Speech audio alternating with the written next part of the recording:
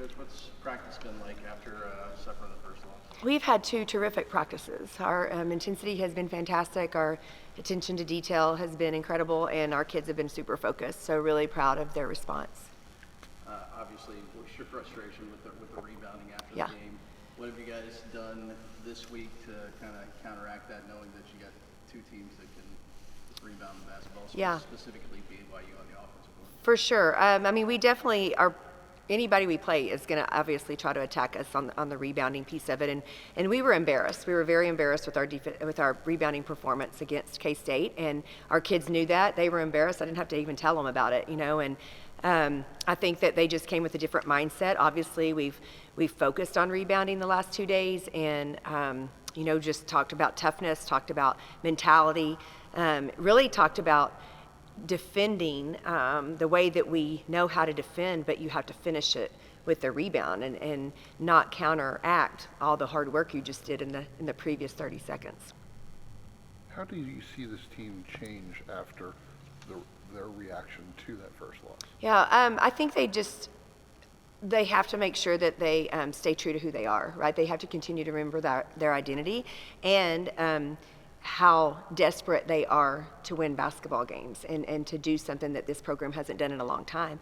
And I think that they had been playing like that previously, and for whatever reason against K-State, we didn't see that, maybe in the third quarter, but as a whole, we certainly didn't see that, and they are upset about that. Obviously, our staff was upset about that, and so I think we'll see a change in just our attack, the way we attack things, offensively and defensively, our mindset, and just play with a little bit more desperation. How does this BYU-Utah stretch test your resiliency for this team? Yeah, obviously it's a hard road trip, a really hard road trip.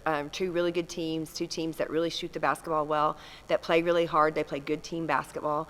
And then you're on the road for a week, and that's never easy. We're going to lean on our previous experiences that we've had success in, and make sure that we stay focused and that we know that we're all in this together. And we kind of really like it when we're out on the road by ourselves, because it really does feel like it's you against the world. And I think this team does something different in their approach when they're on the road.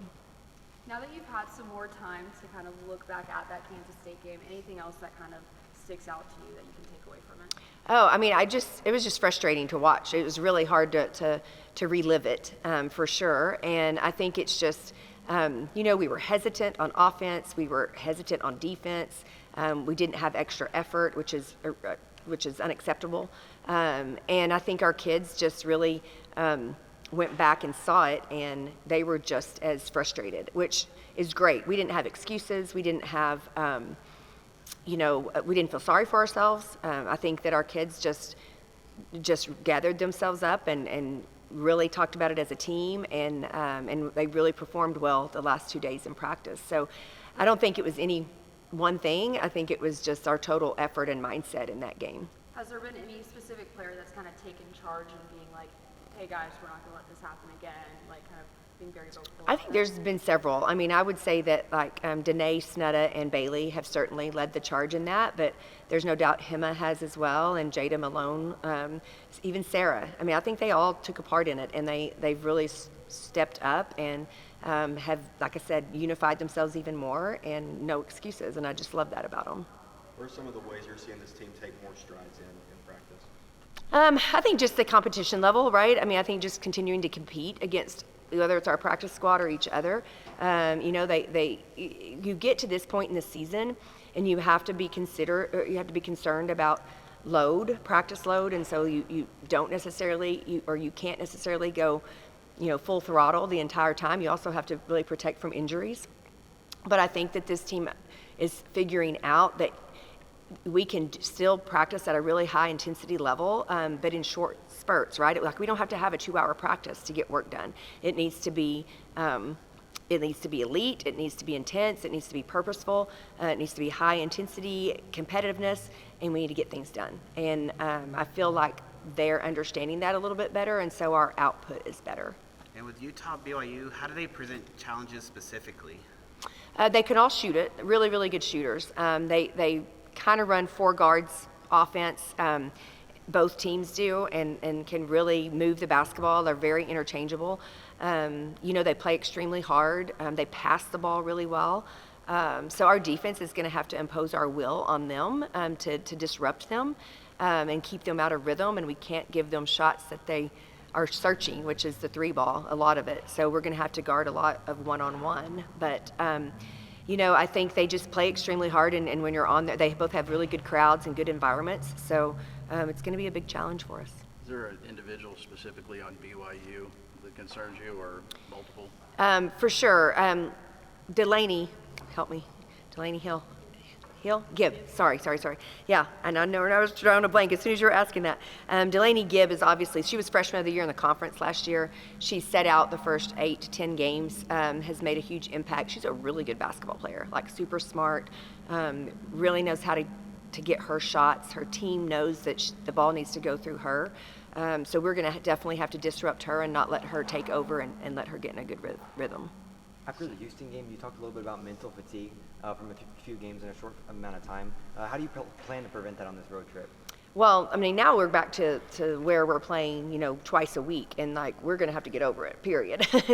that's how it's going to be the rest of the way. So, I think on this road trip, obviously, we'll take BYU, and we've got to focus on them first, and then we'll try to regather and figure out the game plan for Utah. And but these kids have to have a maturity about them now that you've got to reload every 2 days and be ready to go. And then while we're trying to reduce load, how long are these practices typically? We watch a lot of film, so our film is probably an hour to hour and 15 every day, just about. We still lift weights and do that before practice, and then our practices are around an hour 15. So they're high quality. I think that the girls really appreciate the fact that they can come in and show us that they're prepared and that they're ready to go, and we can keep fresh legs. Who challenges you on Utah? Who or what? Both. To be fair, I haven't watched a ton of Utah. I don't look in advance. Our coaches do that on the scouts, and then as soon as our last game is over, I get locked in on them. But from what I've watched just casually throughout this year, I'm not sure that they have one focal point like they did last year in Neepkins, but they play really well together. They shoot the ball extremely well. Clearly they beat TCU, so they've got some good rhythm on offense and they know how to defend. But I think both teams, BYU and Utah, play very similar.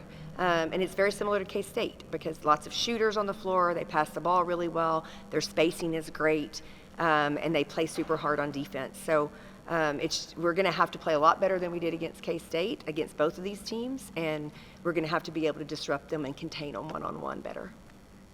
And Jada, one of the few bright spots on Saturday was Jada having 15 points in the second half. Can you speak to that? Yeah, I thought Jada, we didn't go to her in the first half because of some matchup issues that we thought we were going to have, but we quickly learned that we needed her on the floor, and so she did exactly what she's supposed to do. She came in and dominated the paint. We're going to need her to do that on this road swing. She's really patient when she gets the basketball. She knows how to use her body really well and keep her defense at bay, and she's really a good passer out of a double team. So we need her to just continue to play like that and super smart. Like, I really think she's a high IQ basketball player and can be the center of our offense and defense, if you will. So yeah, we need her to step up and continue to play the way she played against K-State. What's the current status of Stephanie's eligibility right now? Yeah, still the same. Yeah, we just haven't gotten much leeway there. Is it still working on transcripts? How many times have you guys submitted things to NCAA and it got rejected? It's not the NCAA. It's the previous institution that she was at. What institution? was Yeah, that? Philippines, University in Philippines. Okay. Yeah. Thank you. Thanks, Thank Coach. you, guys. Good luck. Appreciate Good y'all. Thank Yeah, you. thank you.